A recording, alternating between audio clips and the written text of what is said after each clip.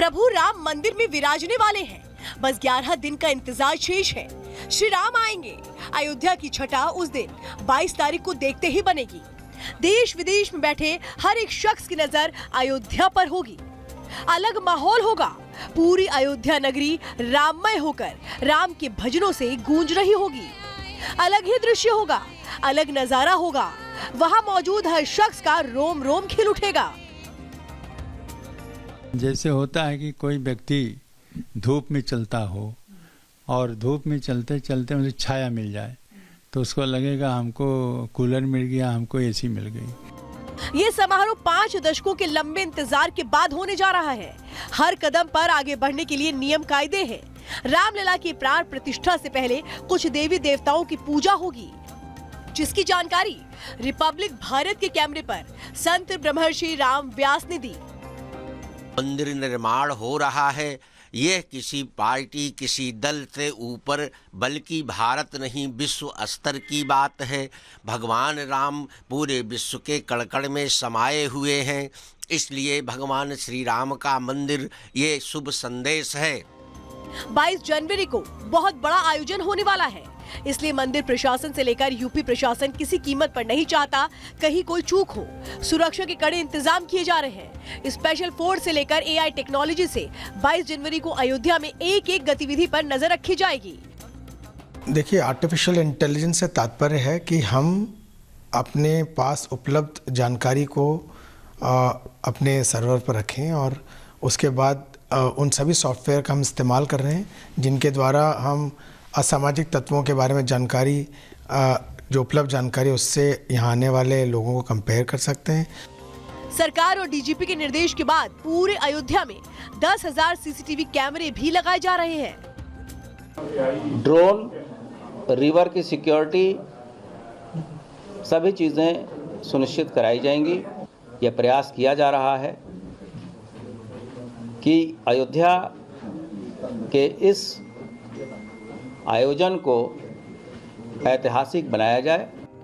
समारोह को लेकर तैयारियां युद्ध स्तर पर चल रही हैं। रामलला की प्राण प्रतिष्ठा के चलते दिल्ली पुलिस और सेंट्रल एजेंसीज भी अलर्ट पर हैं। साइबर सेल सोशल मीडिया पर मौजूद संदिग्ध अकाउंट पर नजर रख रही है।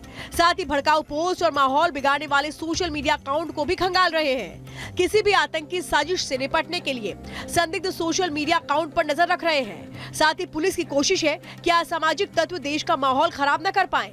इसके लिए 10 टीमों को सोशल मीडिया पर नजर रखने के लिए लगाया गया है। दिल्ली पुलिस की नजर खास तौर पर उन पोस्ट पर ज्यादा है जो अयोध्या, राम मंदिर और रामलला प्राण प्रतिष्ठा से जुड़े कार्यक्रम के तहत किए जा रहे हैं। अयोध्या नगरी में होने जा रहे समारोह में हर एक भक्त के लिए उत्सव है। हर कोई इस मौके पर अयोध्या में मौजूद रहना चाहता है।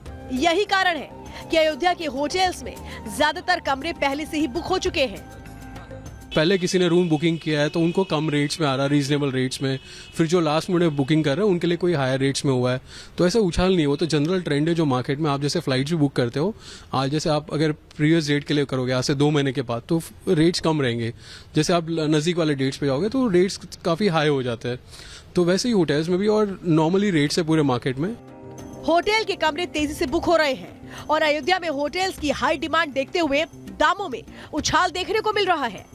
जैसे जैसे बुकिंग्स आती गई है लास्ट मिनट पे वैसे वैसे, और किसी होटल में बचे रहेंगे 5 रूम्स है, 6 रूम्स है, तो रेट्स थोड़े से हायर साइड पे है। ये वही घड़ी है जब राम भक्तों का 500 साल का इंतजार खत्म हो रहा है। ये वो समय है जब अयोध्या विकास पथ पर अग्रसर है। ये वो वक्त है जब अयोध्या वासियों को रोजगार मिल रहा है, कारोबारियों का व्यापार बढ़ रहा है। ऐसी एक छोटी सी पान की दुकान अयोध्या में है जो बेहद पुरानी है लेकिन उतनी ही मशहूर भी है। पहले दादी बाबा ही करते थे, उसके बाद पिताजी ने किया तो मंदिर के पास ही दुकान थी तो वहीं शिफ्ट, वहीं पे लोग करते थे। बाद में जब 92 के बाद हम लोग इधर मतलब हमारी दुकान शिफ्ट हो गई, तब से अब पापा के बाद हम लोग करने लगे हैं। रामलला का आगमन हर किसी के जीवन में हर्षोल्लास लेकर आया है। दिल्ली से कोई गाय अयोध्या भेज रहा है तो कोई राजधानी में ही 51 फीट ऊंची हनुमान जी की मूर्ति बना चुका है, जिसका अनावरण 22 जनवरी को किया जाएगा।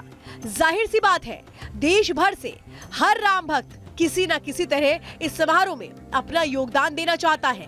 हर किसी के जहन और जुबान पर अब सिर्फ एक ही नाम है, राम नाम। Bureau report, Republic Bharat. और आइए अब आपको बताते हैं अयोध्या में जो कलाकार हैं वो किन किन देशों से जुटने वाले हैं। सोचिए, रामलीला का मंचन होगा, कौन कौन से ऐसे देश हैं जहां से ये कलाकार आने वाले हैं, जरा मैं आपको बताती हूँ। देश दुनिया के करीब 3500 कलाकार जुटेंगे अयोध्या में, जो मंचन करेंगे राम कथा का। देश भर के जो ये देश दुनिया के अलग अलग कलाकार हैं, जिनमें इंडोनेशिया के भी कलाकार हैं, जिसमें कंबोडिया के कलाकार हैं, श्रीलंका, थाईलैंड, इंडोनेशिया, यहाँ से ये तमाम जो कलाकार हैं ये जुटना शुरू हो जाएंगे।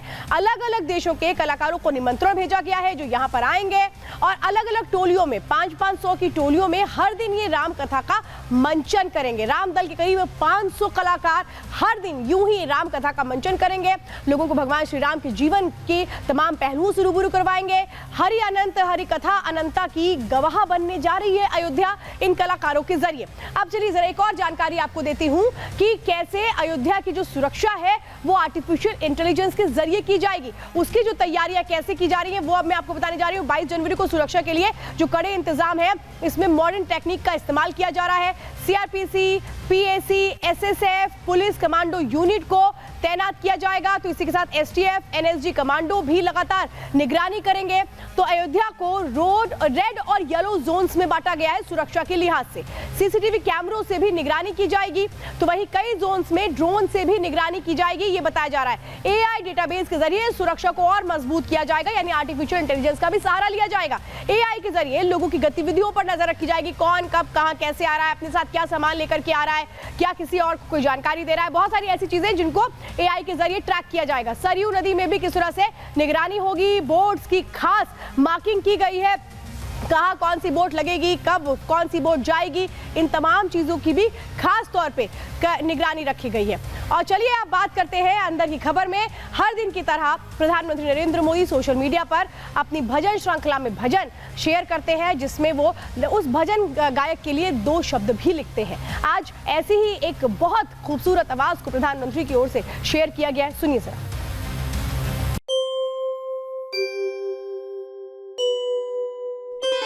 श्री राम श्री राम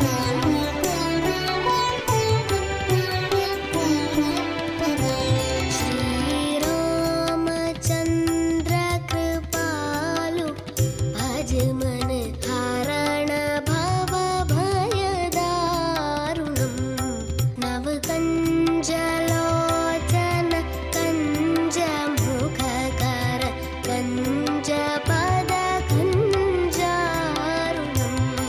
श्री राम श्री राम।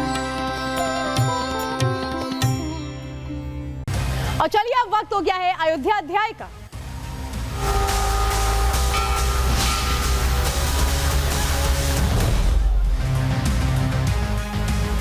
तो अयोध्या अध्याय में आज बात होगी उस नगाड़े की जिसको मंदिर प्रांगण में स्थापित किया गया है, और ये बताने के लिए कि किस तरीके से हमारी एक पुरानी परंपरा रही है, ढोल नगाड़े घंटे ये तमाम चीजें मंदिर में स्थापित की जाती है। और ये देखिए, ये आप देख रहे हैं 500 किलो के नगाड़े को राम मंदिर प्रांगण में स्थापित किया गया है, और इसी को लेकर के तीर्थ क्षेत्र ट्रस्ट की ओर से कहा गया कि ये भारत की एक कला है और हमारी कोशिश है कि ये जिंदा रहे, इसे प्रोत्साहन मिलता रहे। और हम देखेंगे कि इसे प्रांगण में कहाँ स्थापित किया जाए, ये अभी हालांकि तय किया जाएगा कि प्रांगण में से कहाँ स्थापित किया जाए, क्योंकि आप ये समझिए बहुत सारी ऐसी चीजें होंगी जब आप राम मंदिर में जाएंगे तो भगवान श्री राम का कोई घंटा बजा करके अभिनंदन करेगा, तो कोई नगाड़ों के जरिए एक तरह से अपनी उस कामना को भगवान के सामने रखेगा। यही है वो चीजें जो भगवान श्री राम के उस मंदिर को और उत्सव को और भव्य बनाएंगी।